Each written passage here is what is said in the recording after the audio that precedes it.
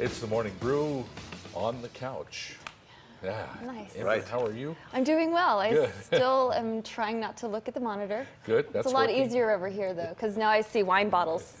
So that's You capturing mirror the my wine. attention. Yes, well, I We was have a hoping it very would. special segment for you now. Albuquerque Arts and Entertainment Magazine has now merged with ABQ Free Press.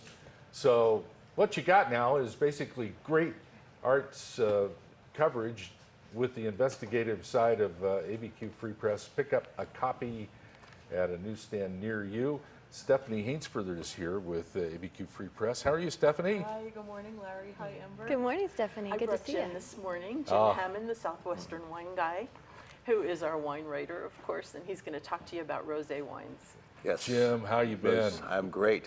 Good How to you see been you. doing? It's good to be back on the show. Yeah, it is. Glad to have you. And I Come thought, back yeah, every day if you really want to. Yeah, that would be fine. wine. I could do this every morning. Oh, no. That would be, A little too painful. for me, it is. I'm more of a late night guy and sleep in the morning. So when they say I'm going to be doing the show, it's like, okay, I'm stealing myself for this one. I can do it. Well, you look great, by the way. And I love thinking about, I'd like to read your book, The Wines of Enchantment. Right. Because I know that New Mexico has a really long and rich history of growing wines here, and Right. it's sort of, it's definitely made a resurgence, and it's growing. It absolutely is growing. The Renaissance started in the 80s, and it is just getting better and better. So yeah, there's lots of wonderful wines that we have here. Now, these two wines are not from New Mexico, however, because we were talking about rosé wines, and when we talk about rosé, people have different ideas about what it is. These are gorgeous colors, of course, Yes. on these particular ones. You have Old World Rosé, which is where it all started. In fact, some of the first red wines probably were more like rosé because then they didn't know how to do a big red, and so they would try these, and they were like, what about that one that's pink there? Let's try that one. So this has been a long history, and of course, in the Old World, they start rosés from the ground up. So you start the grapes earlier so that there's more acidity, and you end up with a really nice, refreshing summertime wine. And these are wonderful summertime wines. I should know, I've been drinking a lot of them. It's been hot, and when you don't want a red, or some whites don't even do it. This is a perfect blend, a combination. It is. So the two we had here, this one is Old World. This is Chateau du Rox, and it is from the Languedoc area. Languedoc-Roussillon area is just to the east of the Rhone area, and they use a lot of the same grapes. And so rosé is of course, the Anjou and the Provence, which I particularly love. So each different area has its own unique qualities, but they're usually either off dry or dry, and that's what we always expected in the past until 1975. And then Sutter Home had a stock fermentation, which caused their white Zinfandel to be a very sweet wine. And now they call them blush wines. So you have white Zin, white Cab. They're basically they were designed differently, and they're almost all sweet. And of course, a lot of people in the state love sweet wines, so the blush wines are perfect for them.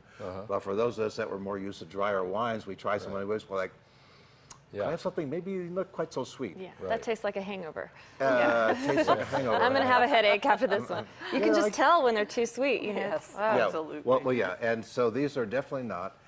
This one is one I'm gonna pour a little bit.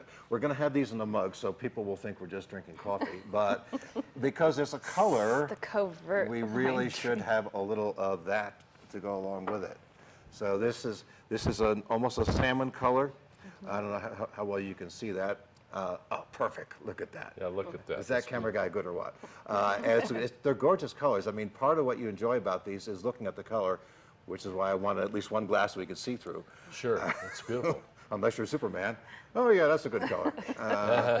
And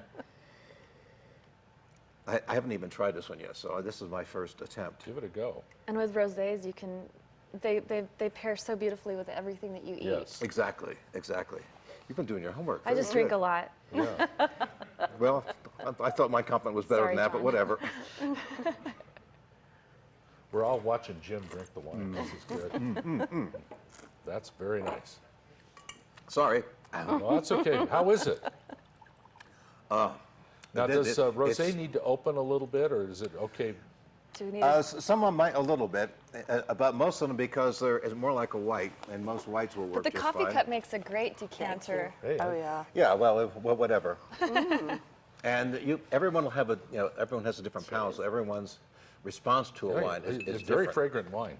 Yeah, it's got. They usually have a really good nose. This is great. Clean Yeah. finish. Just Oh, I like that. Right. stops. Amber, what would you eat with this? What would you make with this? Because I never know. I know it goes well with fowl. Yeah, I was But- going to say something, either chicken or fish probably I would do, or a Fish. nice Oh, good. salad, Oh, Salmon? salmon. I make American a chicken is killer really good. grilled chicken salad. It would Do go you really? Great with this, yeah. Oh, so, I'll have to try yeah. that at home. yeah. Yeah, I do Yeah. a bunch of chicken salads. I usually cook up a lot of chicken, and then what we don't eat, which is a lot of it, Yeah. just slice up, and I'll do like either an Italian version or a curry Yes. chicken salad. Yes. And those are great with this too. Well, I love I'm fried hungry. chicken salad. That's my favorite kind of salad. Fried chicken? Fried Wonderful. chicken salad, because tastes better. So if you're shopping for a rosé Mm-hmm. and you don't want a sweet rosé, just ask the people in the wine shop or wherever you're. Right. And And I need a drier rosé. What do you Oh, recommend? I love this. Yeah, and in These are- fact, I should mention these came to us from Jubilation Wine and Spirit Shop. Good. I love this. They're wonderful people there. It's family run, family owned, and you go in that shop, and this is where these two wines came from. And in fact, they helped me pick these two out as well. Don't be afraid to They'll- ask questions. Yeah, You know, if you- yeah. Don't be afraid to ask questions. That's what they're there for. And Sure. and a good wine shop will love for you to ask questions. I do too. So when someone You're the asks me wine guy and you ask it's questions. just, yeah, ask me questions. You Please know what ask I me really questions. love? It's not a rosé, but a rose made from the Malbec grape, because it's not a rosé because it's in Argentina, but it's the same kind of principle, but it's rose, they call it, with Malbec, and it is so incredible, a little bit fuller than this, just a tiny bit, but still, I'm like, oh yeah, I'm discovering that I like rosés and roses, and That's a you know, great because tip. it I love is Malbec. too A rose hot. is a Yeah, rose is a and rosé. it's a little too hot for It Malbec is. right Yeah. now, but you It can is. go to the Rose Malbec, and they have it at Elaine's. It's a wonderful restaurant down in Nob Hill, but that's where I discovered that. So what do you think? I think this one is a keeper. Yeah, this one is very nice. It's a reasonable price, as you'll see there. And again, it satisfies the old world quality. Now, if you want something different, the Provence are usually a little drier. Yeah. The Anjou are usually a little bigger, just maybe off dry sometimes, but because the quality of the fruit is so good. And a little bit of sweetness is not bad when you're doing food pairing anyway. You just Sure. don't want it cloyingly sweet. Right. And so this one will do it. And then the other one, assuming we still have the time to do this. This particular one here Well, let's have a look. I'll is a get screw rid of cap. this. I'll help Yeah, we'll have to get rid of this. with the Yeah, segment. Cheers. Classy. That's a nice wine. Oh, that really is. Love it. That is So, really- and I haven't tried this one refreshing. either. This one, it looks like it's, and in fact, you can see it definitely is a little bit darker. In fact, let me just make sure we get you This all is about set the here. point of the show No, where I I'm- get the I'm fine, permagrin. Oh, You know? sorry, did you want some? Sure, I'll try it. You bet. Now, where's this one from? This one is from Columbia Valley, Washington. And Washington State does a lot of wonderful wines as well. They do Rieslings are wonderful there, and a lot of the other wines that they do.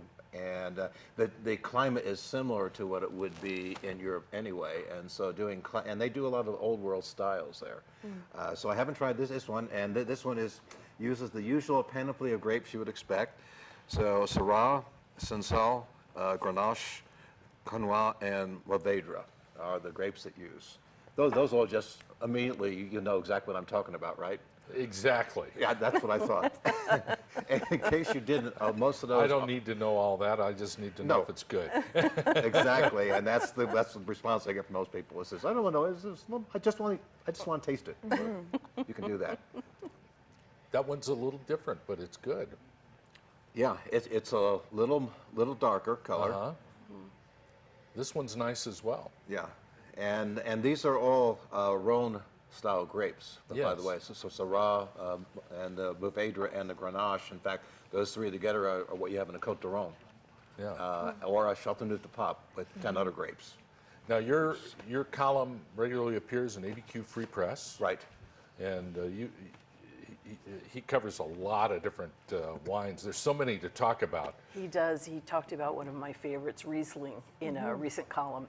Ooh. And I never know what to eat with that either. I mean, I think it's good with chicken. It tastes good to me with chicken. Yes. But it's a little bit, it's so different from Chardonnay or Pinot Grigio or other whites. So Jim kind of made up some, what was it, Chinese chicken salad? Oh, right. It was great. It was really good. You always bring us interesting people. Jim is no exception.